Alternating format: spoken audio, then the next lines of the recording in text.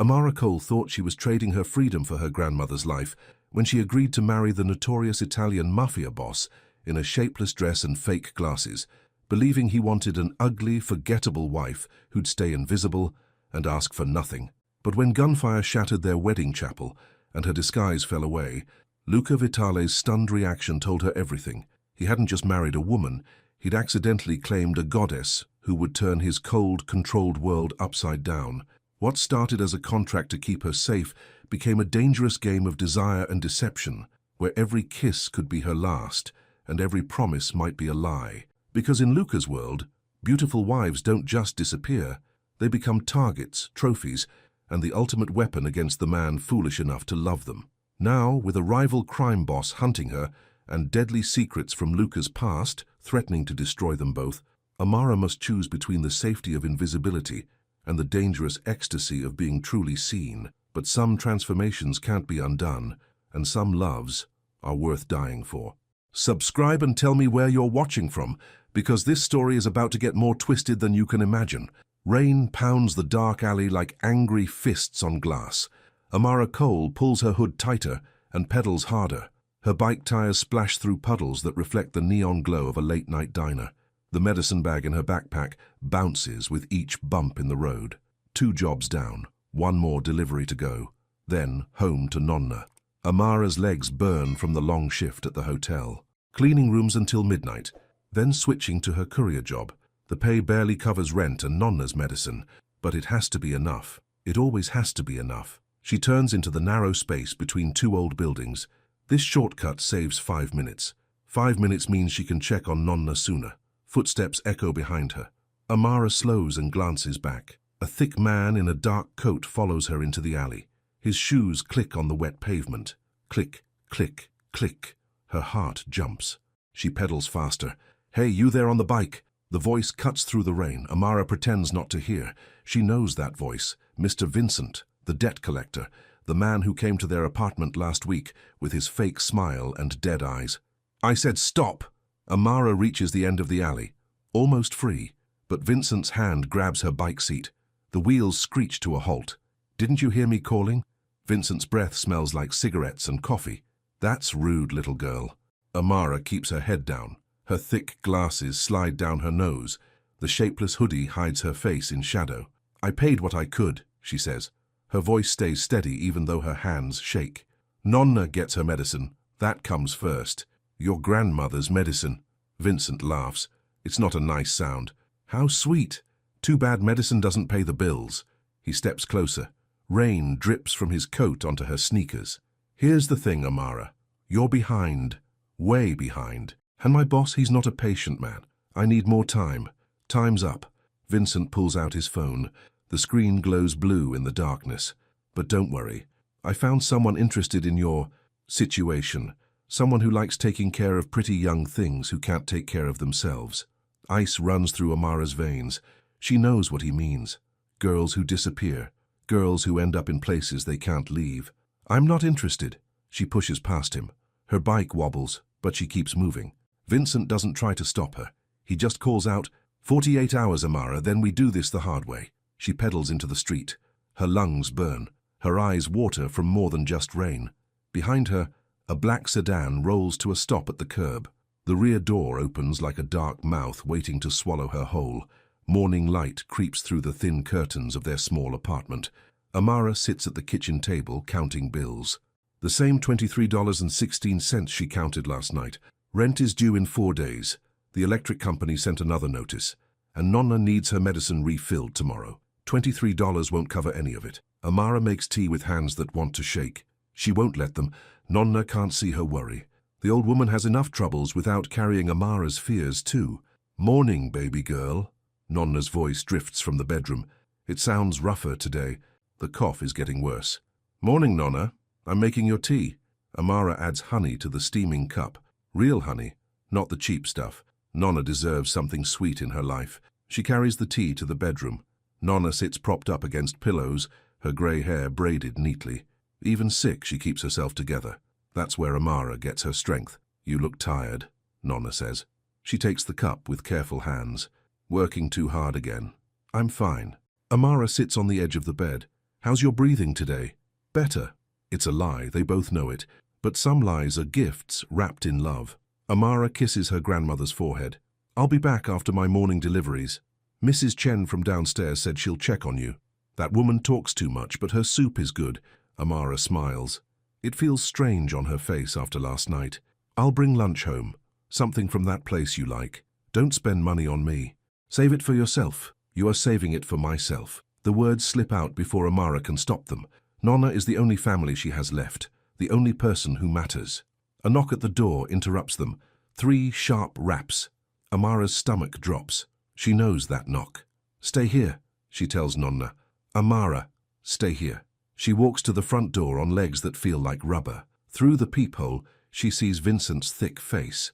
He looks pleased with himself. Amara opens the door but keeps the chain latched. Good morning, sunshine. Sleep well? What do you want? To talk business. May I come in? No. Vincent shrugs. Fine. We'll talk out here. Your neighbors probably love a good show. Amara unlatches the chain and opens the door wider. But she doesn't step back. Vincent doesn't get to come inside. This apartment is safe. It stays safe. 48 hours, she says. You said I had 48 hours. That was last night. Time keeps moving, sweetheart. Funny how that works. Vincent looks past her into the apartment. His eyes are hunting for something to take, something to threaten. Here's the deal, he continues. My boss wants his money, all of it, plus interest, plus fees for being late. That's $4,000, Amara, by tomorrow night. 4,000? The number hits her like a punch. The original debt was 800. Interest, fees, late charges. It adds up fast. Vincent's smile is all teeth. But don't worry, I told you I found someone interested in helping. I said no. You might want to think harder about that. See, accidents happen to old ladies who live alone. They fall downstairs. They forget to turn off the gas. They get confused and wander into traffic. Amara's vision goes red. Don't you dare threaten my grandmother. I'm not threatening anyone. I'm just saying the world is dangerous for people like Etta Cole. Lucky for her, my friend knows how to keep people safe for the right price. Vincent hands her a business card. It's blank except for a phone number written in black ink. 24 hours, he says. Call that number, or start planning a funeral. He walks away whistling. Amara slams the door and leans against it. Her hands shake now. She can't stop them. Through the bedroom door she hears Nonna coughing. The sound rips through her chest like claws. She looks at the blank card in her trembling fingers. Then she walks to the kitchen and hides it under the tea tin. Some choices aren't really choices at all. The smell of smoke drifts through the apartment window that afternoon. Amara runs to look outside and sees fire trucks 3 blocks away. Black smoke rises from the direction of Miller's pharmacy. Her heart stops. That's where she picks up Nonna's medicine. Where Mr. Miller always asks about the old woman and slips an extra bottle of cough drops into the bag. Amara grabs her keys and runs down the stairs. On the street, neighbors gather in worried groups. Everyone's talking at once. Happened this morning, says Mrs. Chen. Explosion, they think. Gas leak. Miller's okay, adds the man from the corner store. But the place is gone. Everything burned up. Amara's legs feel weak. She sits down hard on the apartment steps. No pharmacy means no medicine refill. No medicine means Nonna's breathing will get worse. Much worse. She pulls out her phone and calls the backup pharmacy across town. The one that costs more, but sometimes has what they need. I'm sorry, the pharmacist says. We can't fill prescriptions from Miller's. You'll need new prescriptions from the doctor. Insurance approval takes 3 to 5 days. 3 to 5 days. Nonna's current medicine runs out tomorrow. Amara hangs up and puts her head in her hands. Above her she hears Nonna coughing again. The sound is getting wetter, deeper, scarier. When she goes back upstairs, Nonna is sitting on the edge of the bed. Her breathing comes in short, quick puffs. The pharmacy burned, Amara says gently. I figured. I can smell the smoke. Nonna pats the bed beside her. Come sit, baby girl. Amara sits. Nonna takes her hand. You're thinking about that card, hidden under the tea tin, Nonna says. How did you... I may be old, but I'm not blind. And I'm not deaf. I heard that man threaten me. Tears burn Amara's eyes. I won't let anyone hurt you. I know you won't. But sometimes we can't fight the whole world alone. I can handle this. I always handle things. Nonna squeezes her hand. Strength isn't about carrying every burden by yourself. Sometimes strength is knowing when to accept help. From criminals? From men who think they can buy and sell people? From anyone who might keep you alive long enough to figure out a better way. That evening, Nonna's breathing gets worse. Much worse. Amara sits beside the bed all night, counting each labored breath. Around 3 in the morning, she walks to the kitchen and picks up the blank card. The number stares back at her. 10 digits that might save Nonna's life, or might destroy them both. She dials before she can change her mind. The phone rings once. A man answers immediately like he was waiting for the call. Yes? The voice is deep, controlled, careful. Vincent gave me this number. Amara's voice cracks. She clears her throat and tries again. Vincent said you might be able to help with a problem. Amara Cole. It's not a question, he knows her name. Heat crawls up her neck. How do you... I know many things. The question is what you're willing to do about your situation. His accent is slight. Italian, maybe. Each word sounds expensive. I need medicine for my grandmother, and I need Vincent to leave us alone. That can be arranged. What's the price? Silence stretches between them. Amara can hear her own heartbeat in her ears. We'll discuss terms in person. Tomorrow afternoon, 2 o'clock. Where? He gives her an address in the expensive part of town, where rich people live behind high walls and security gates. Come alone, he says. And Miss Cole, name your terms. The line goes dead. Amara stares at her phone. Name her terms. Like she has any power in this situation. Like she's anything more than a desperate woman with an empty bank account and a dying grandmother. But something in his voice. It didn't sound like Vincent's fake friendliness. It didn't sound like he was hunting for weakness. It sounded like he meant it. The Vitale estate sits behind black iron gates that look strong enough to stop a tank. Amara stares up at the main house through the car window. Her taxi driver whistles low. You sure this is the right place, miss? Stone columns, perfect gardens, windows that sparkle like diamonds. This place costs more than Amara will make in her entire life. I'm sure. She pays the driver and gets out. Her sneakers feel wrong on the perfect driveway. A man in a black suit opens the front door before she can knock. He's young, maybe late 20s, with careful eyes and quick hands. Miss Cole, I'm Marco. This way. He leads her through halls lined with paintings and furniture that belongs in museums. Everything is beautiful and cold and untouchable. The office he brings her to has floor-to-ceiling windows that look out on a garden. Behind an antique desk sits a man who makes Amara's breath catch in her throat. Dark hair, strong jaw, eyes like winter storms. He's the most beautiful man she's ever seen, and the most dangerous. This is no ordinary criminal. This man owns things, controls things, destroys things. Luca Vitale stands when she enters.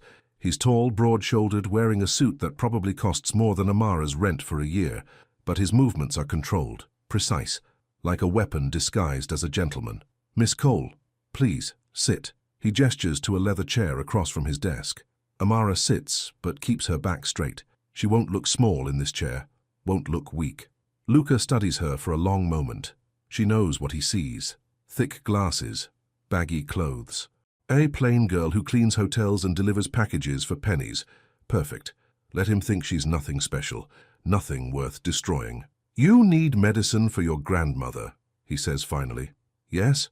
And protection from Vincent Russo. Yes? Vincent works for the Torino family. They're competitors of mine. His threat against your grandmother was intended to pressure you into their service. Amara's stomach twists. What kind of service? The kind that destroys young women. His voice goes cold as winter. You were right to call me instead. So you'll help? I will. In exchange for something from you. Here it comes. The real price. The thing that will cost her everything. Amara lifts her chin. What do you want? Marriage. The word hits her like a slap. What? A contract marriage. Legal, binding, temporary. It will make you untouchable under our traditions. No one will risk harming someone under my protection. You want to marry me? Amara can't keep the shock out of her voice. But you don't even know me. This isn't about romance, Miss Cole. This is about protection and mutual benefit. What's the benefit for you? Luca leans back in his chair. Recent events have made it advantageous for me to have a wife. Someone who won't make demands on my time or attention. Someone who understands this is a business arrangement. And you think I'm that someone because I'm plain and desperate. I think you're that someone because you're intelligent, independent, and have your own priorities. You won't expect what I can't give. Amara studies his face. There's something hidden in his eyes, some old pain that makes them careful and distant. "What are my terms?" she asks. Surprise flickers across his features. "Your terms? You said to name my terms. So I'm naming them." A small smile touches the corner of his mouth. "Go on. I keep my jobs. Both of them. I keep my phone and my freedom to go where I need to go. And I get unlimited access to my grandmother. No restrictions, no supervision." "Agreed." "Just like that. Miss Cole, I'm offering you protection, not a prison sentence. Your independence is part of what makes this arrangement work for both of us." An older woman enters the office carrying a tea service. She has sharp eyes and silver hair pulled back in a tight bun. "Bianca, my housekeeper," Luca explains. "She'll handle the practical arrangements." Bianca sets down the tea tray and looks Amara over from head to toe. Her expression gives nothing away. "When?" Amara asks. "Tomorrow afternoon. A small ceremony. Legal witnesses only. And after? Where do I live?" "Here until the immediate threats are handled. Then we can discuss other arrangements." Amara looks around the beautiful office, at the man who could solve all her problems with a signature on some papers, at the life she never imagined having. How long does this last? As long as it needs to, as long as we both benefit from the arrangement. Amara thinks about Nonna struggling to breathe, about Vincent's threats, about the blank card hidden under the tea tin that brought her to this moment. "I'll need that in writing," she says. "The terms we discussed. All of them." Luca's smile grows a little wider. "Of course." He pulls out a legal document that's already been prepared. Amara reads every word twice. Everything they discussed is there in black ink. At the bottom, 2 signature lines wait. Amara picks up the pen. Her hand hovers over the paper. Once she signs this, everything changes. She becomes Mrs. Vitale. She becomes part of a world she doesn't understand. But Nonna gets her medicine. Vincent disappears. And maybe, for the first time in years, Amara gets to sleep without counting bills and calculating disasters. She signs her name in careful letters. Luca signs below hers. "Congratulations, Miss Cole," he says. "Tomorrow you'll be under my protection." Outside the office windows, a car sits parked across the street. In the driver's seat, a man lifts a camera and snaps a photo of them shaking hands. The picture shows Amara's face clearly through the glass. By evening, that photo will be in the wrong hands. By morning, the wedding that was supposed to keep her safe will put her in more danger than ever. But for now, in this moment, Amara feels something she hasn't felt in years. Hope. Bianca holds up a brown wig that looks like it belongs on a scarecrow. Amara stares at it in the mirror of the guest bedroom she'll call home for the next few weeks. "This is necessary," Bianca says in her crisp accent. "The ceremony must happen quickly and quietly. We cannot risk anyone recognizing you." "Recognizing me as what? I'm nobody special." Bianca's eyes meet hers in the mirror. "You are about to become Mrs. Luca Vitale. That makes you very special to some very dangerous people." The dress Bianca has chosen is the color of mud and fits like a potato sack. It hides every curve, every hint that Amara might be anything more than a plain girl who cleans floors for a living. The thick glasses come next, then makeup that makes her skin look dull and tired. When Bianca finishes, Amara looks in the mirror and sees exactly what she's supposed to see, a woman no one would look at twice. "Perfect," Bianca says with satisfaction. "Now you are invisible." A knock at the door interrupts them. Marco's voice comes through the wood. "Cars are ready. We leave in 5 minutes." Amara's stomach flips. In an hour, she'll be married to a man she met yesterday. A man who lives in a world of violence and secrets. A man whose real name she still doesn't know the weight of. "Second thoughts?" Bianca asks, watching her face. "Third and fourth thoughts," Amara admits, but it's too late for any of them. She thinks about Nonna, probably napping in her chair right now. The medicine Luca promised will be delivered this afternoon. The old woman will breathe easier tonight because of what Amara is about to do. That's worth any price. The chapel sits on a cliff overlooking the ocean. It's small and old, with stone walls that have weathered 100 years of storms. The perfect place for a quiet wedding that no one will notice. Amara sits in the back seat of a black car, watching the waves crash against the rocks below. Marco drives with careful eyes that check the mirrors every few seconds. Another car follows them at a distance. "Security," Luca explains when he notices her looking. He sits beside her, perfectly calm in his dark suit. Standard procedure. For a fake wedding? For any Vitale family event? The word family sits strangely between them. In an hour they'll be family too, at least on paper. At the chapel, an old priest waits with kind eyes and gentle hands. He asks no questions about why this wedding is happening so fast, or why the bride looks like she's dressed for a job interview instead of her wedding day. "Shall we begin?" he asks. Luca nods.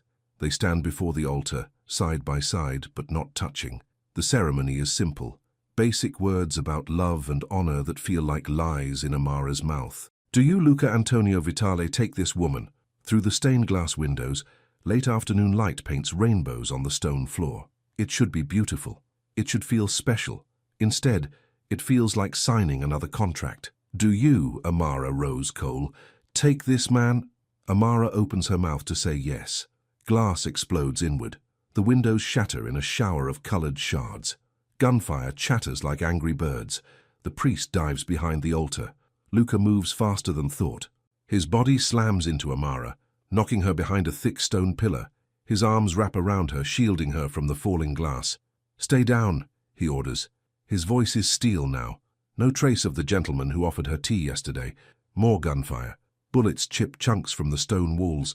Someone is shooting from the cliff path, trying to turn their wedding into a funeral. "Marco!" Luca shouts. "On it," comes the reply from near the door. The shooting pauses. In the silence, Amara can hear her own heartbeat drumming in her ears. Luca's face is inches from hers. This close, she can see gold flecks in his dark eyes, can smell his cologne mixed with gunpowder and fear. "The rings," he says urgently. "What? We need to finish this now, before they regroup." He pulls 2 simple gold bands from his jacket pocket. His hands don't shake at all. "Father," he calls to the priest, "finish the ceremony." The old man peers over the altar. "My son, perhaps we should—" "Now!" More bullets spray the chapel, but the priest crawls closer, clutching his prayer book. "The rings," he says quickly. "Exchange the rings." Luca takes Amara's left hand. His fingers are warm and steady. He slides the gold band onto her ring finger. "I take you as my wife," he says. His eyes never leave her face, even as gunfire echoes around them. Amara's hands shake as she reaches for his ring. It's heavier than she expected. Real gold. Expensive. "I take you as my husband," she whispers. "By the power vested in me, I now pronounce you husband and wife." The priest's words are barely audible over another burst of gunfire. "Luca!" Marco shouts. "Back exit, now!" Luca pulls Amara to her feet. They run in a crouch toward the back of the chapel, keeping the pillars between them and the shattered windows. Behind them, the priest makes the sign of the cross and murmurs a prayer for their safety. At the back wall, Marco kicks open a hidden door. Steel gleams beyond it, a safe room built into the cliff face. They tumble inside. Marco slams the door and throws heavy bolts. The gunfire becomes muffled, distant. In the sudden silence, Amara realizes she's shaking all over. "You're safe," Luca says. His hands check her arms, her face looking for blood. "Are you hurt?" "No, I don't think so." She looks down at her left hand. The gold ring catches the light from overhead bulbs. She's married. Actually married. "How did they know?" she asks. "How did they know we'd be here?" Luca's face goes cold as winter. "Someone told them." He pulls out his phone and speed dials a number. "Status report," he says when someone answers. Amara can hear gunfire through the phone, shouting, car engines. "3 shooters," Marco's voice crackles through the speaker. "Probably more on the way. We need to move. Transportation? Boat. 5 minutes." Luca hangs up and looks at Amara. Really looks at her for the first time since the shooting started. "The wig is crooked," he says gently. Amara reaches up and feels the fake hair sliding sideways. Without thinking, she pulls it off entirely. Her real hair tumbles free. Thick, dark curls that catch the light. She pulls off the heavy glasses next, then wipes away the dull makeup with her sleeve. When she looks up, Luca has gone completely still. His eyes widen. His lips part slightly. He stares at her like he's seeing something impossible. "Madonna mia," he breathes in Italian. "You're—" "What?" "Beautiful." The word comes out rough, surprised. "You're beautiful." Amara's cheeks burn. "I'm the same person I was 5 minutes ago." "No, you're not." Something has changed in his voice, in the way he's looking at her, like she's a puzzle he can't solve. The safe room door opens. Marco appears, slightly out of breath. "Boat's ready. We need to—" He stops when he sees Amara. His eyebrows shoot up. "Well, that's unexpected." "How unexpected?" Luca asks without taking his eyes off Amara's face. "Someone took pictures at the chapel before the shooting started. Her face is clear in at least 3 shots." Amara's blood turns to ice. Pictures? They'll be online within the hour, Marco continues. Everyone will know what Mrs. Vitale really looks like. That's bad, Amara says. That's very bad, isn't it? Luca's jaw tightens. That's very bad. Outside the safe room, she can hear boats approaching, the escape plans swinging into action. We need to go, Marco says. Now. But Luca doesn't move. He's still staring at Amara like she's a miracle or a disaster. Maybe both. You hid, he says quietly. All this time you hid what you really look like. I had to. Pretty girls who work alone at night. Bad things happen to them. Understanding dawns in his eyes. Pain, too. Like her words hurt him somehow. No one will hurt you now, he says. His voice carries a promise that sounds like steel wrapped in velvet. Not ever again. Luca. Marco's voice is urgent. Boats. This time Luca moves. He takes Amara's hand, her left hand where his ring now lives, and leads her toward the door. Stay close to me, he says. Whatever happens next, stay close.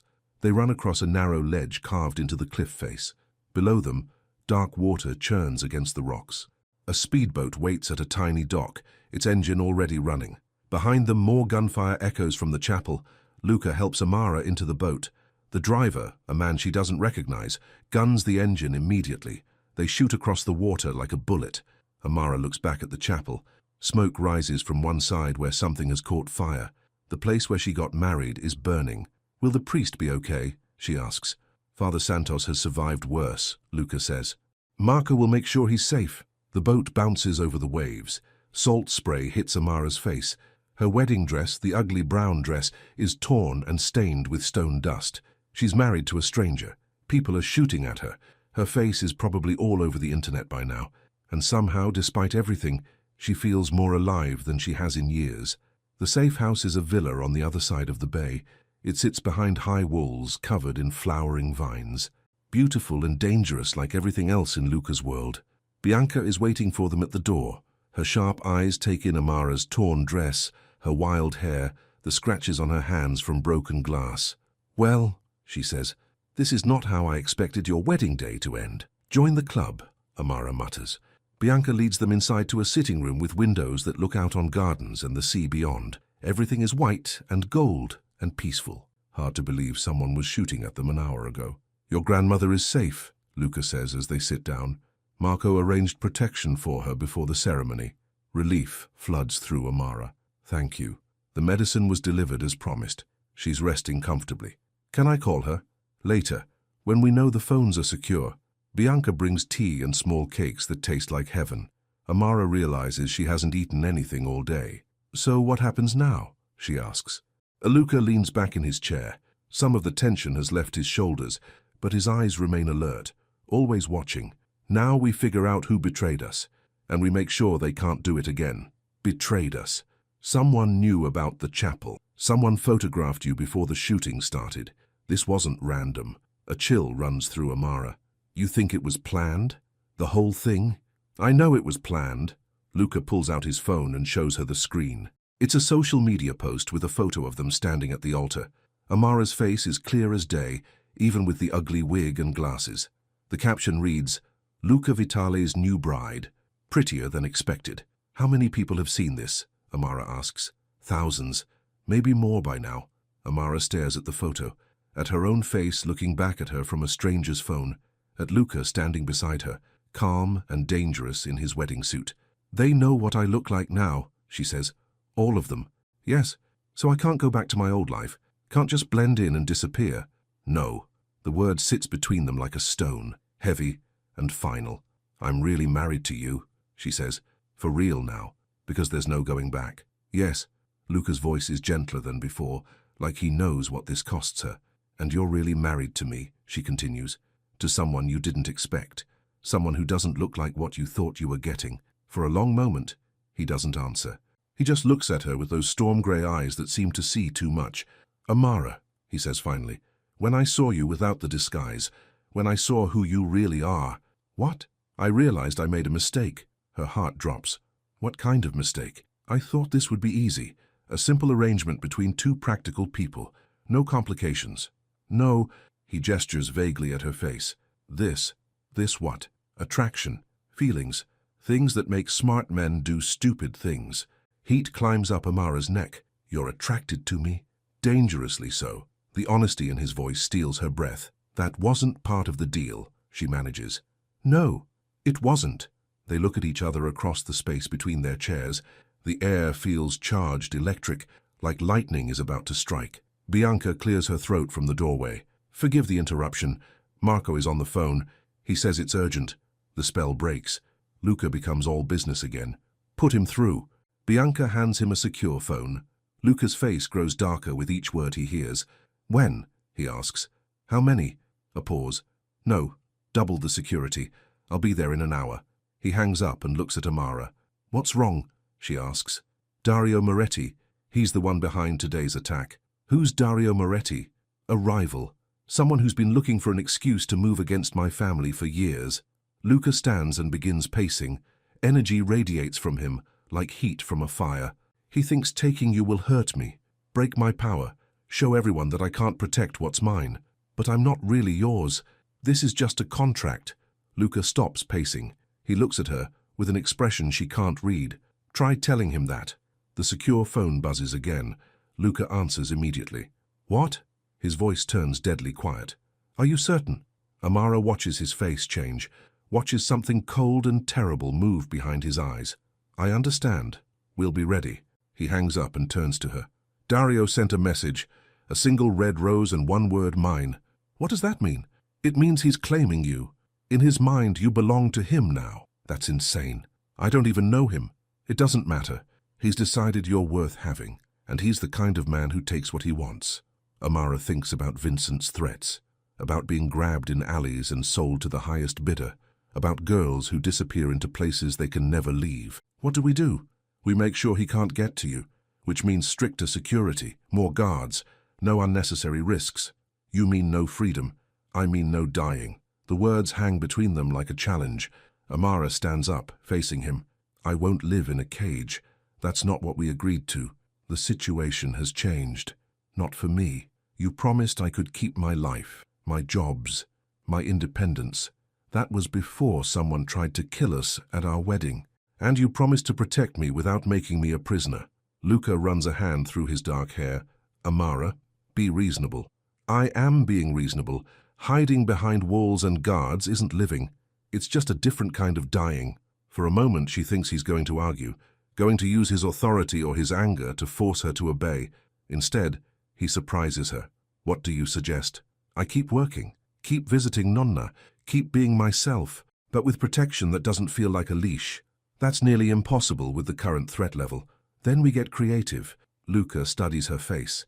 She can see him weighing options, calculating risks, trying to solve an equation that doesn't have a clean answer. 1 week, he says finally. We try it your way for 1 week. If anything goes wrong, anything at all, we do this my way. Deal. They shake hands on it. His fingers are warm and strong. They linger against hers a moment longer than necessary. You're either very brave or very foolish, he says. Maybe both. Definitely both. Outside the windows, the sun is setting over the water, painting the sky in shades of gold and pink. It's beautiful and peaceful, and completely at odds with the danger swirling around them. Luca, Amara says softly. What? Thank you for keeping your promise about Nonna. Even with everything else going crazy, you made sure she got her medicine. Something shifts in his expression, softens. She's family now, he says simply. I protect my family. The word family hits differently this time, warmer, more real. Even the family you married for convenience? Especially them. In her pocket, Amara's phone buzzes with a text message. She pulls it out and freezes. The message is from an unknown number, just 5 words and a photo. Soon, beautiful, very soon. The photo shows her and Luca leaving the chapel. Someone was close enough to capture them running toward the safe room, close enough to touch. Luca, she whispers. He takes the phone and reads the message. His face goes stone cold. Bianca, he calls. The housekeeper appears instantly. Full security protocol now, and get Marco back here immediately. What's happening? Amara asks. He's closer than we thought. Much closer. Luca hands her phone back and pulls out his own. He makes 3 calls in rapid succession, each one shorter and more urgent than the last. We're moving to the compound tonight, he tells her. Somewhere more secure. But you said... I said 1 week. That week just got much shorter. Thunder rumbles overhead. The peaceful sunset is disappearing behind dark clouds rolling in from the sea. Amara looks at her phone again, at the photo of them running from their own wedding. Someone is hunting her, someone who thinks she belongs to him, and the only thing standing between her and whatever that man wants to do to her is a husband she barely knows. A husband who promised to protect her but couldn't promise not to want her. Lightning flickers in the distance. The storm is coming fast. "How long do we have?" she asks. "Until what?" "Until he comes for me." Luca's jaw tightens. Not long enough. The Vitale compound sits on a hill overlooking the ocean, like a fortress made of glass and stone. High walls, security cameras, guards who nod respectfully as their car passes through the gates. Amara presses her face to the window, watching the main house grow larger as they approach. It's beautiful in a cold, untouchable way, like a museum where people happen to live. "This is temporary," Luca says from beside her in the back seat, "until we neutralize the threat." How long is temporary? However long it takes. The car stops in front of marble steps that lead to massive wooden doors. Everything about this place screams money and power and danger. Marco opens Amara's door. "Mrs. Vitale," he says formally. "Welcome home, Mrs. Vitale." The name still feels strange in her ears, like trying on clothes that don't quite fit. Inside, the house is even more intimidating. Marble floors stretch in all directions. Paintings hang on walls that reach towards ceilings, painted with angels and clouds. Everything is perfect and expensive and untouched. "Your room," Bianca says, leading Amara up a curved staircase. "The master suite is down the hall, but I thought you might prefer some privacy." "Privacy. Because this isn't a real marriage, just a contract with wedding rings." The guest room is larger than Amara's entire apartment. A king-sized bed sits in the center like an island. French doors open onto a balcony with views of the gardens and the sea beyond. "It's beautiful," Amara says, "but I can't stay here forever." "For now you can stay here safely," Bianca corrects. "That's what matters." Amara sets her small bag on the bed. Everything she owns fits in one backpack. It looks lost in this grand room. "I need to call my grandmother," she says. "Of course, but the phones here are more secure than your cell phone." Bianca shows her a landline beside the bed. "This connects directly to a secure line at your grandmother's building. Press *7. Amara dials the number. Nonna picks up on the second ring. "Hello? Nonna, it's me.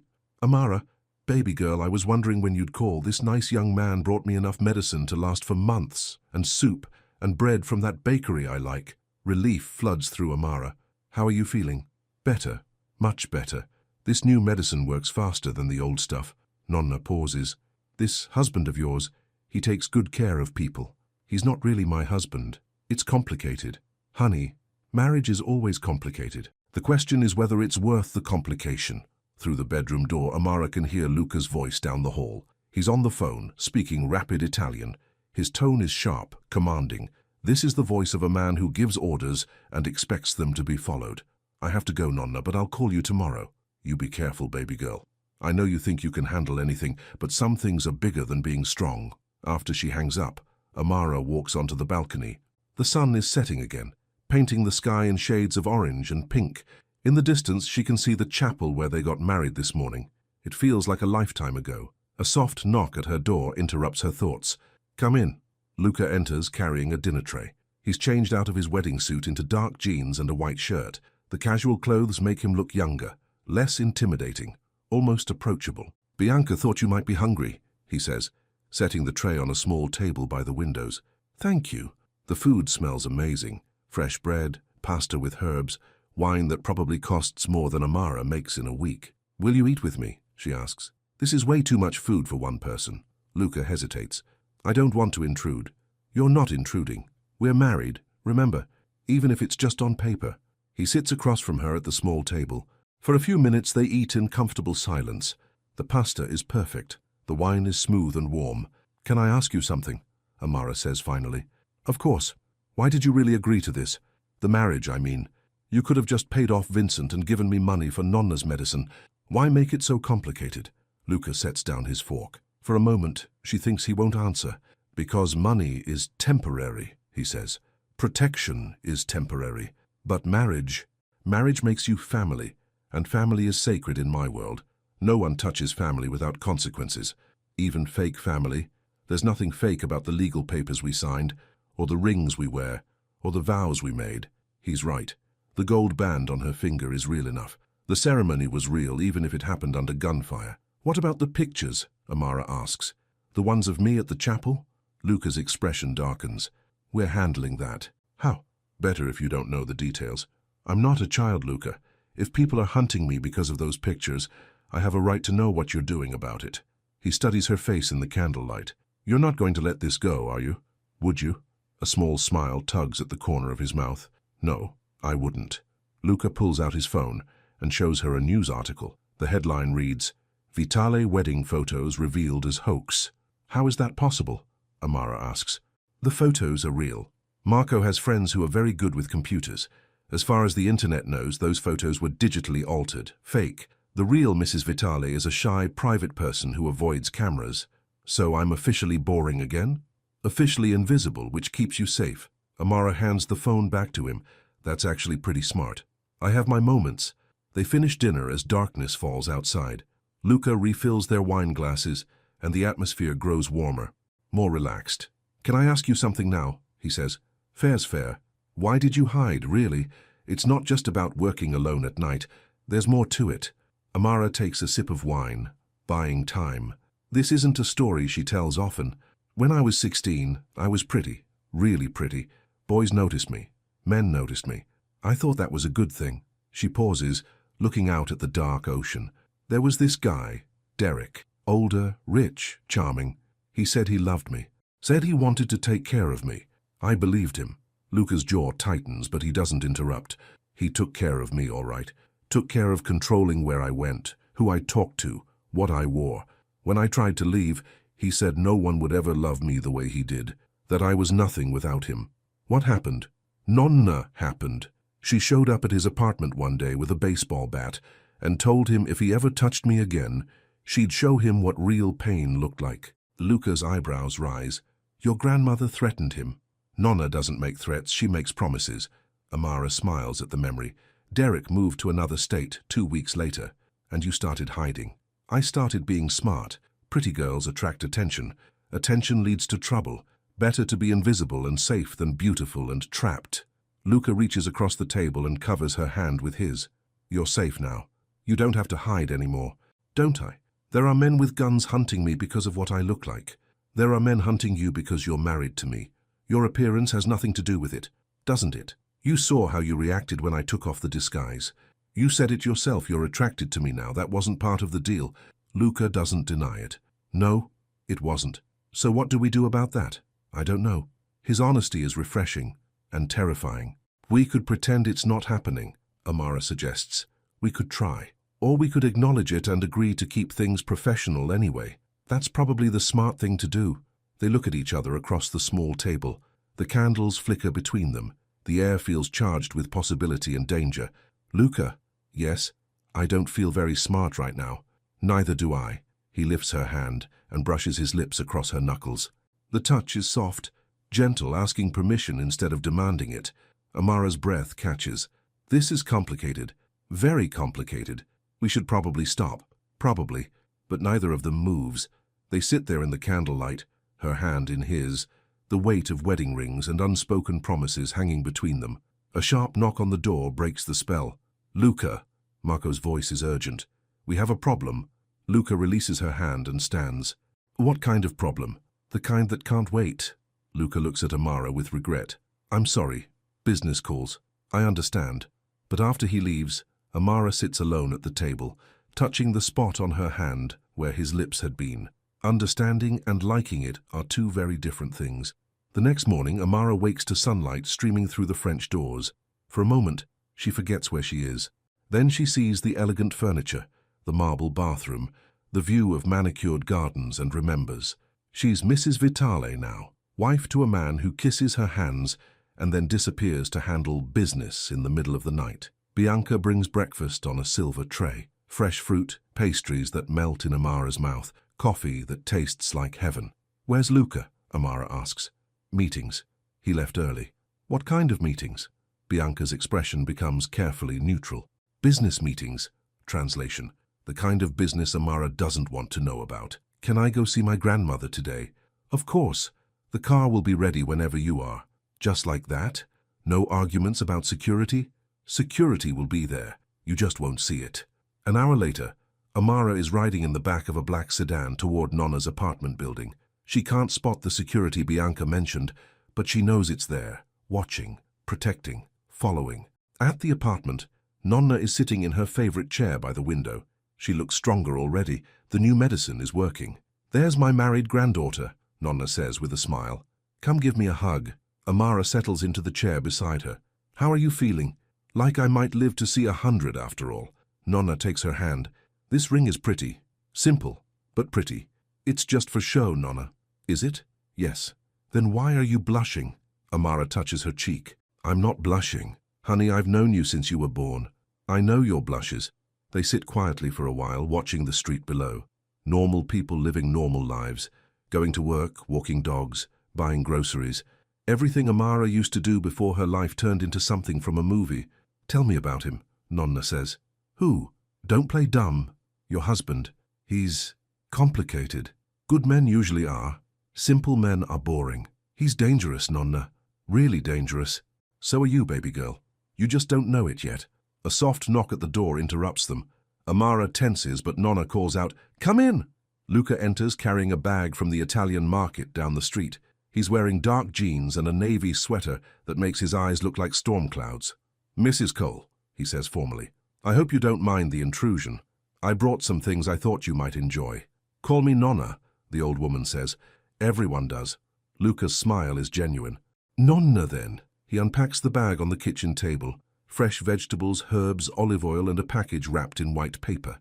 "Pancetta from the butcher shop," he explains, "and San Marzano tomatoes. For sauce." Nonna's eyes light up. "You cook. When I have time, would you allow me to make lunch for you?" "Baby, you can make lunch anytime you want." Amara watches Luca move around Nonna's tiny kitchen with surprising grace. His hands are gentle as he chops vegetables, precise as he measures spices. There's something almost meditative about the way he works. "My mother taught me," he says when he catches Amara watching. "She said a man who can't feed his family isn't worth much." "Smart woman," Nonna observes. "She was." Something in his voice makes Amara look up, past tense. His mother is gone. The sauce simmers on the stove, filling the small apartment with rich smells. Luca sits across from Nonna at the little table, completely at ease despite the difference in their worlds.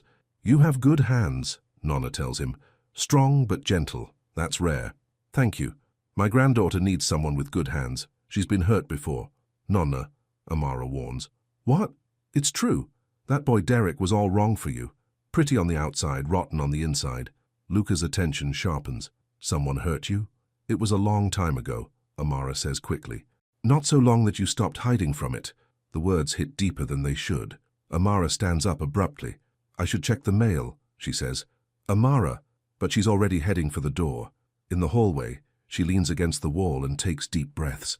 The conversation was getting too close to things she doesn't talk about, things that still hurt. Footsteps approach. Luca appears in the doorway. "I'm sorry," he says. "I didn't mean to push." "You didn't. I don't like talking about Derek." "Because it still hurts?" "Because it still makes me feel stupid. I should have seen what he was. Should have been stronger." Luca steps closer. "How old were you?" 16. "You were a child. Children trust people they shouldn't. It's not your fault. Tell that to the girl who spent 2 years thinking she was worthless. You're not worthless." His voice is fierce. "You're brave and smart and beautiful and worth protecting." "You don't know me well enough to say that." "I know enough." They stand in the narrow hallway, close enough that she can smell his cologne, close enough to see gold flecks in his dark eyes. "Luca?" "Yes? Why do you care? Really? This is just a contract marriage. You don't owe me anything except protection." For a long moment he doesn't answer. When he finally speaks, his voice is quiet. "Because someone should have protected you then. Someone should have told that boy that you were precious, and not to be touched with anything but reverence." The words steal her breath. "And because," he continues, "when I look at you, I see someone worth fighting for." Before she can respond, he turns and walks back into the apartment. Amara stands alone in the hallway, her heart beating too fast and her walls crumbling one brick at a time. That evening, they sit in the library of the main house. Floor-to-ceiling bookshelves surround them like friendly guardians. A fire crackles in the fireplace, painting dancing shadows on the walls. Amara curls up in a leather chair with a book of poetry. Luca works at an antique desk, reading documents and making notes.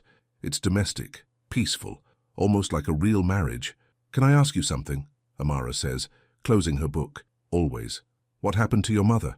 Luca sets down his pen. "Cancer, 5 years ago." "I'm sorry. She was sick for a long time. At the end, she made me promise to find someone who would make me happy, someone who would give her grandchildren." The word grandchildren hangs in the air between them. "This arrangement isn't exactly what she had in mind," Amara says softly. "No, it's not." Luca stands and walks to one of the bookshelves. He runs his finger along the spines of leather-bound volumes. "There's something you should know about me," he says. "About why I agreed to a marriage without love." Amara waits. "I was married before." The words hit her like cold water. "What?" "Her name was Elena. We met in college, married young. She was pregnant when she died." Amara's heart stops.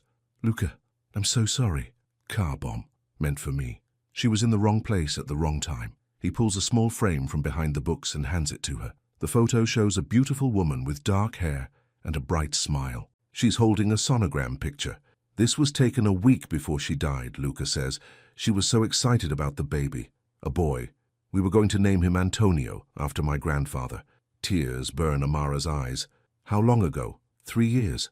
"And you blame yourself." "I know it was my fault. If she hadn't been married to me, she'd be alive. She and Antonio would be alive."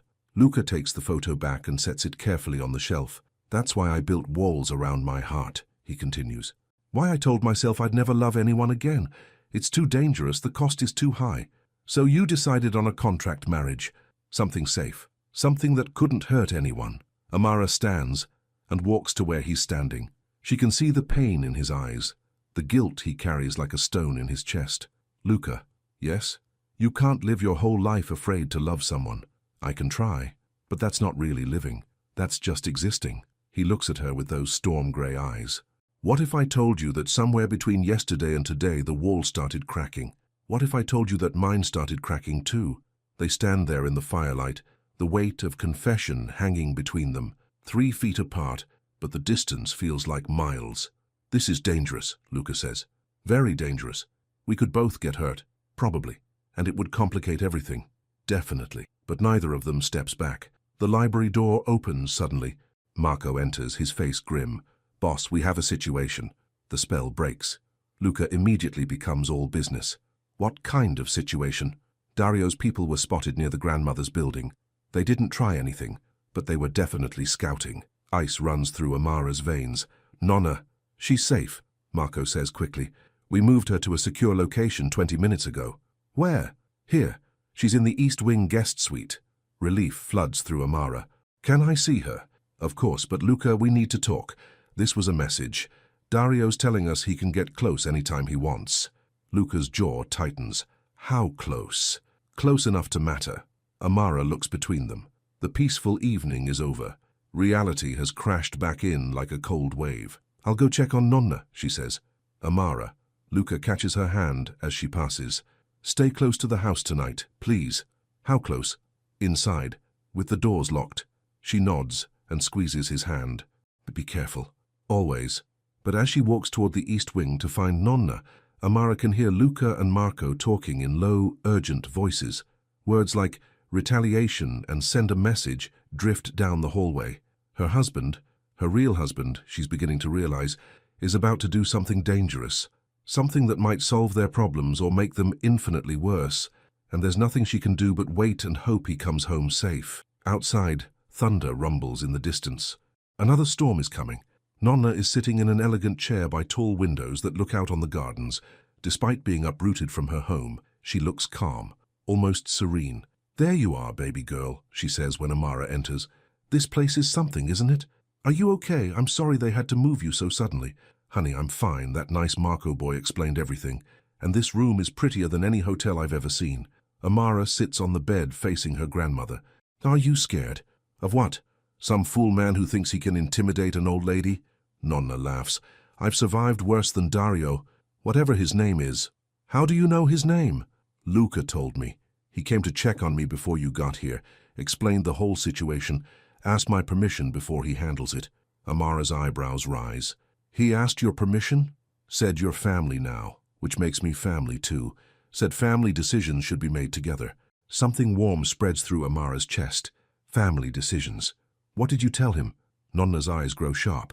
I told him to do whatever it takes to keep you safe, and to make sure that Dario person understands what happens to people who threaten the people we love.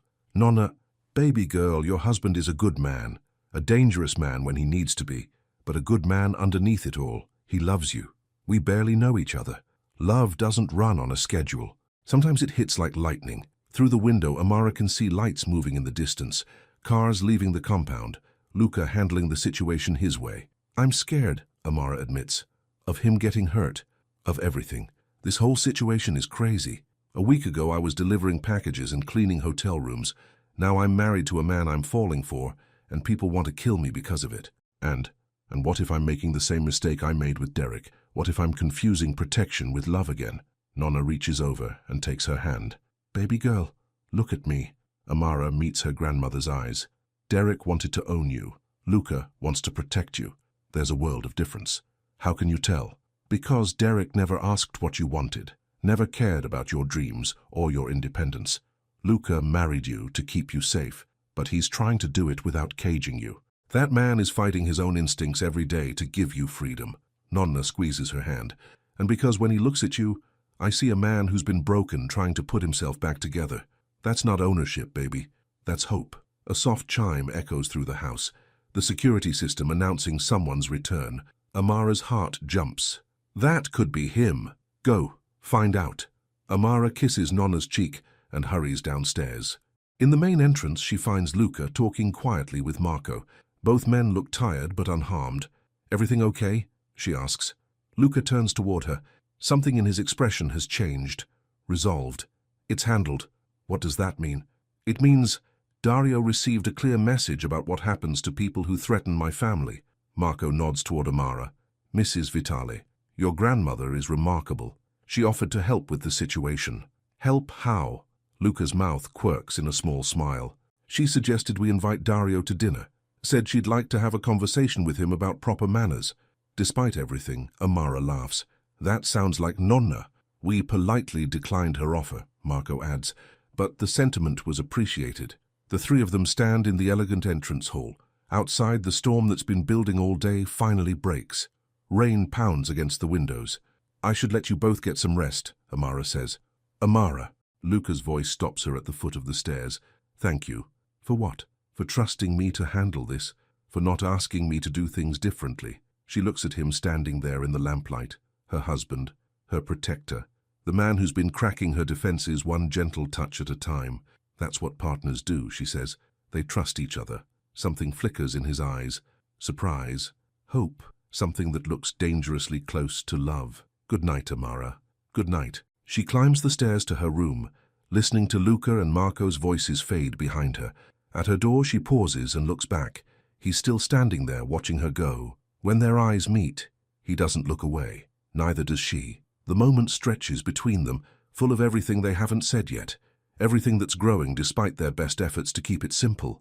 Finally, Amara opens her door and steps inside. But she knows something has shifted tonight. They're not just playing house anymore. They're building something real, something worth fighting for, something that might just be strong enough to survive whatever comes next. 3 days pass, in careful peace. Amara settles into a routine at the compound. Morning coffee with Luca in the kitchen, afternoons with Nonna in the garden, evenings in the library, reading while he works. It feels dangerously close to happiness. On Thursday morning, Amara wakes to sunlight streaming through her windows and the sound of waves against the cliffs below. For the first time in years, she slept through the night without worrying about bills, or Nonna's breathing, or men with threatening voices. She finds Luca on the terrace drinking coffee and reading something on his phone. He's wearing jeans and a white t-shirt that shows the strong lines of his shoulders. His dark hair is messy from sleep. He looks younger like this. Less dangerous, almost normal. Good morning, she says, settling into the chair beside his. Morning. He hands her a cup of coffee, made exactly the way she likes it. Sleep well? Better than I have in months. Good. They sit in comfortable silence, watching the ocean wake up under the morning sun. Seabirds dive for fish. Waves roll endlessly against the shore. Luca? Can I ask you something that might sound crazy? He sets down his phone and gives her his full attention. Ask. Are you happy? Right now, I mean, in this moment. He considers the question seriously. Yes, I think I am. That's strange for me. Why strange? Because I'd forgotten what happy felt like. Amara's heart does something complicated in her chest. I know the feeling. Do you? Feel happy, I mean? Yeah, I do. They look at each other across the small space between their chairs, 3 feet of distance that somehow feels intimate. That's dangerous, Luca says softly. Very dangerous. We could get used to this. We could start expecting it to last. And then what happens when it ends? Amara reaches across the space and touches his hand. What if it doesn't have to end? Before he can answer, Marco appears at the terrace door. His face is serious. Boss, we have a situation. The peaceful moment shatters. Luca immediately becomes alert. What kind of situation? The clinic called. Mrs. Cole has an appointment this morning for follow-up tests. Transportation is arranged. Amara frowns. What appointment? I didn't schedule anything. Marco's expression grows darker. Neither did we. Ice runs through Amara's veins. Someone's pretending to be from her clinic? That's our assumption. Luca stands, already reaching for his phone. Where is she now? Safe. Bianca is with her. But boss... Marco hesitates. The call came from the clinic's real number. Someone with access to their systems. Inside help, Luca says grimly. Or someone very good at what they do. Amara jumps up. I need to see her, make sure she's okay. Already taken care of, Marco says. She's in the safe room with full security. The safe room? Why the safe room? Luca and Marco exchange a look. Because, Luca says carefully, this feels like a setup, like someone's trying to draw us out. Draw me out, you mean? Yes. Amara's phone buzzes. She pulls it out automatically, not thinking. The text is from an unknown number. Lovely morning for a walk on the beach. Your grandmother would enjoy the sea air. Attached is a photo of Nonna being helped into a white van by 2 people in medical uniforms. No, Amara breathes. No, no, no. Luca takes the phone and sees the image. His face goes deadly pale. Marco, lock down everything. Now. Already on it. Amara stares at the photo. Nonna looks confused but not scared. She's going willingly because she thinks these are real medical professionals. We have to go after her, Amara says. We will. Now, Luca. Right now. Amara, this is exactly what they want. For us to react without thinking. To make mistakes. I don't care what they want. Her voice cracks. That's my grandmother. Luca takes her shoulders gently but firmly. And she's my family too now. We're going to get her back. But we're going to do it smart. How? Give me 10 minutes to coordinate with Marco, then we move. 10 minutes is too long. 10 minutes might save her life, and yours. Amara wants to argue, wants to grab a car and drive toward whatever trap is waiting for them, but the calm certainty in Luca's voice stops her. He knows what he's doing. This is his world. Okay, she says. 10 minutes. Luca kisses her forehead quickly. I promise you, Amara, we're getting her back. The warehouse sits on the waterfront like a metal beast crouching by the sea. Grey walls, broken windows, the kind of place where bad things happen to good people. Amara crouches behind a stack of shipping containers, watching the building through binoculars. Her heart hammers against her ribs. 2 guards at the front entrance, Marco's voice crackles through her earpiece. 1 on the north side, probable sniper position on the roof. And inside, Luca's voice, calm and deadly. Heat signatures show at least 6 people. 2 stationary, probably Nonna and whoever's guarding her. 4 mobile. Amara adjusts the earpiece. Where exactly is she? 2nd floor, northeast corner. Looks like they have her in what used to be an office. How do we get to her? We don't, Luca says. I do. Like hell. Amara, she's my grandmother. I'm not staying behind. Static crackles. Then Luca's voice, resigned but firm. You follow my lead. Exactly. No heroics. No heroics, she agrees. Liar, she thinks. If Nonna is in danger, Amara will do whatever it takes. They move through the maze of containers and abandoned equipment surrounding the warehouse. Amara's borrowed tactical gear feels strange and heavy. The gun Marco gave her sits in a holster she prays she won't have to use. At the side entrance, Luca signals for her to wait. He disappears around the corner. A moment later, she hears a soft thud, clear. His voice whispers through the earpiece. Inside, the warehouse is a cavern of shadows and rust. Metal stairs lead to a second-floor office area with windows overlooking the main floor. They climb carefully, avoiding the spots where the stairs creak. At the top, a hallway stretches toward the northeast corner, toward Nonna. Voices drift from behind a door at the end of the hall. A man's voice, smooth and confident. "She really is lovely, your granddaughter. Much prettier than the photos suggested. You leave her alone." Nonna's voice, strong despite everything. "Oh, I plan to take very good care of her. She'll want for nothing, well, except freedom. But freedom is overrated." Amara's blood turns to fire. That must be Dario Moretti. Luca holds up 3 fingers, 3 people in the room. He points to himself, then the door. Points to Amara, then a spot further down the hall. She shakes her head, points to herself, then the door. He glares at her, points more firmly down the hall. Fine, she'll circle around. But she's not hiding while Nonna is in danger. Amara creeps to the far end of the hall and finds a window that opens onto a fire escape. If she can get to the next window over, she'll have a different angle into the room. The fire escape is old and rusty, but it holds her weight. She inches along the narrow platform until she can see through a grimy window into the office. Nonna sits in a metal chair, her hands zip-tied but her back straight. An older man in an expensive suit paces in front of her. That must be Dario. A younger man with a gun stands by the door. His attention is focused on the hallway, and there, on the desk, sits Amara's wedding ring, the one that must have fallen off her finger when they grabbed her. "Your husband thinks he's so clever," Dario is saying to Nonna, "but love makes men stupid. He'll come for you, and when he does, I'll have them both." "You underestimate him," Nonna says calmly. "Do I? He's walking into an obvious trap to save one old woman. He's not walking into anything, he's hunting." Something in her tone makes Dario pause. "What did you say?" "I said he's hunting. There's a difference." The lights go out. Emergency lighting kicks in, casting everything in red. In the confusion, Amara hears the door explode inward. Gunfire erupts, shouting, the crash of furniture being overturned. Through the window, she sees Luca appear like a shadow. The guard by the door spins toward him, raising his weapon. Amara doesn't think. She doesn't plan. She acts. The window breaks inward as she crashes through it.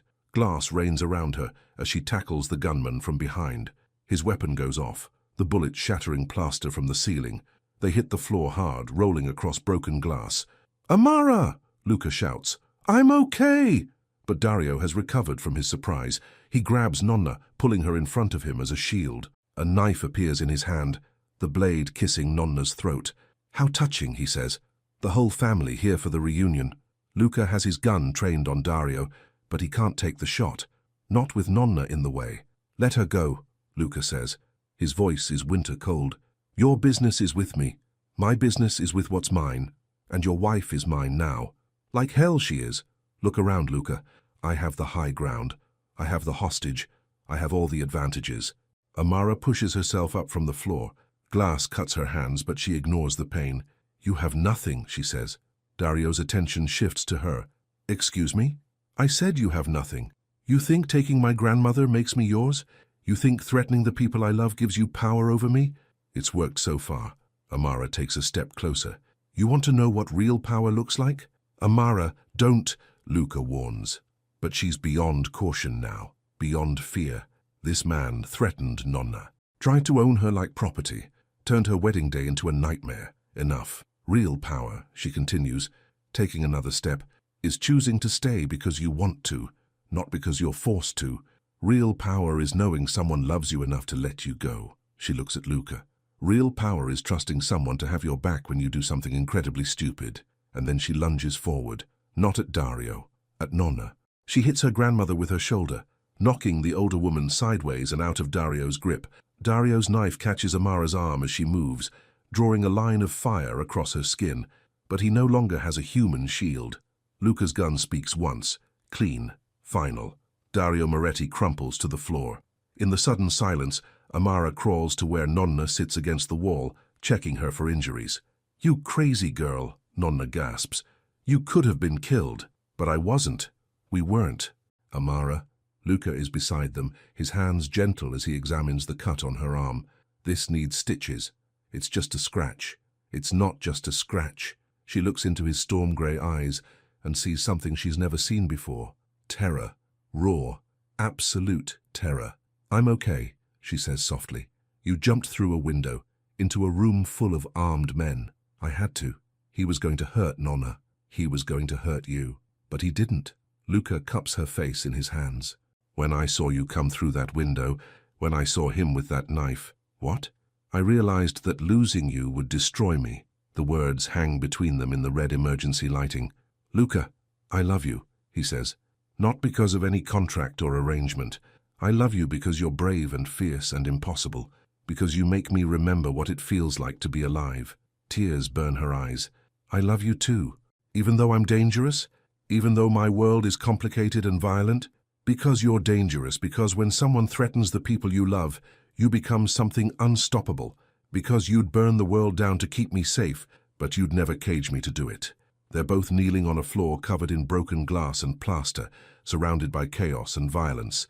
It should be the worst possible moment for a declaration of love. Instead, it's perfect, because this is who they are, who they've always been. Two people who fight for what matters, who protect what they love, who choose each other despite the odds. Sirens wail in the distance. Marco's voice crackles through their earpieces, calling in the cleanup crew. But Amara only has eyes for Luca, for her husband, for the man who married her to keep her safe and ended up saving himself in the process. So what happens now? She asks. Now we go home, get you stitched up, have dinner with Nonna, and then we figure out how to build a life together, a real life, a real marriage, even though we did everything backwards? Especially because we did everything backwards. Nonna's voice interrupts them. Are you two going to sit there talking all night, or are we going home? I'm missing my stories. They help her to her feet. The three of them, bloodied but whole, walk toward the door, where Marco waits with a medical kit and a dozen questions. Mrs. Vitale, Marco says as they reach him. That was either very brave or very stupid. Both, Amara says. Definitely both. The best things usually are, Nonna observes. Outside, dawn is breaking over the water. The storm has passed, leaving the sky clear and bright. A new day, a new beginning. In the car on the way home, Luca takes Amara's uninjured hand. No more contracts, he says. No more arrangements. What are you suggesting? I'm suggesting we get married again. For real this time. Because we choose each other. Even though you didn't get the plain, boring wife you thought you were contracting for. Especially because of that. Amara looks at their joined hands, at the gold rings that started as symbols of protection and became promises of love. Okay, she says, but this time we're writing our own vows. Deal. And no one gets to shoot at us during the ceremony. I'll do my best to arrange that. And Nonna gets to plan the reception. From the front seat, Nonna's voice drifts back. Now you're talking sense. 6 months later, the villa's library smells like fresh bread and lemon polish. Afternoon sunlight streams through tall windows, painting everything in shades of gold. From the kitchen comes the sound of laughter and the gentle chaos of people who love each other sharing a meal. Amara sits curled in her favorite chair, reading. The book is one she's read a dozen times, but today it feels new. Everything feels new since she stopped hiding from her own life. Luca enters carrying 2 cups of coffee and wearing the soft smile he saves for quiet moments like this. He's traded his expensive suits for jeans and sweaters most days. Still dangerous when he needs to be, but gentler around the edges. How's the book? He asks, settling into the chair beside hers. Good. How's Nonna? Teaching Bianca how to make proper cornbread. Apparently Italian cooks don't know anything about real southern cooking. That sounds about right. Through the open door they can hear Nonna's voice. No, honey. You got to fold the cornmeal in gentle like. It's not bread dough. She's happy, Amara observes. She is. Are you? What kind of question is that? The kind a husband asks his wife when he wants to make sure he's doing everything right. Amara sets down her book and really looks at him. At the man who married her to protect her and stayed to love her, who gave her safety without stealing her freedom, who built her a life that feels like home. I'm happy, she says. Ridiculously, impossibly happy. Good. Are you? I'm sitting in a house full of people who matter to me, married to a woman who makes me laugh every day, listening to your grandmother boss my housekeeper around in my kitchen. What do you think? I think you're happy too. I think you're right. Marco appears in the doorway, but instead of his usual serious expression, he's smiling. Mrs. Vitale? Nonna wants to know if you're coming to help with dinner, or if you're going to sit in here all day reading love stories when you've got a real one happening in the kitchen. Amara laughs. Tell her I'll be there in 5 minutes. She said to tell you that 5 minutes is too long, and dinner waits for no one. Tell her I'm coming. Marco grins and disappears back toward the kitchen. I should go, Amara says, but she doesn't move. Probably. Nonna doesn't like to wait. No, she doesn't. And Bianca probably needs rescuing from the cornbread lesson. Almost certainly. But still, neither of them moves. This moment is too perfect to rush. Too peaceful to abandon. Luca? Thank you. For what? For marrying me. For keeping me safe. For letting me choose to stay. Thank you for staying. Where else would I go? This is home. The word settles between them like a blessing. Home. Not just a house or a safe place, but the feeling of belonging somewhere completely, of being loved without conditions, of choosing each other every day for all the days to come. From the kitchen, Nonna's voice calls out, Amara Rose Vitale, if you don't get in here right now, I'm eating all the cornbread myself. I really have to go, Amara says, standing. I know. But as she heads toward the door, Luca catches her hand. Amara? Yes? I love you. I love you too. She kisses him softly, tasting coffee and promises and the sweet certainty of forever. Then she goes to help her family make dinner in the kitchen of the house, where she learned to stop hiding and start living. Where she learned that love isn't something that traps you, it's something that sets you free. Outside the windows, the ocean stretches endlessly toward the horizon. Waves roll against the shore in their eternal rhythm. The sun begins its slow slide toward evening, painting the sky in shades of rose and gold. And in the warm, bright kitchen, a woman who was once invisible finds her voice in laughter and love and the simple joy of being exactly where she belongs, with exactly the people who matter, for exactly as long as forever lasts.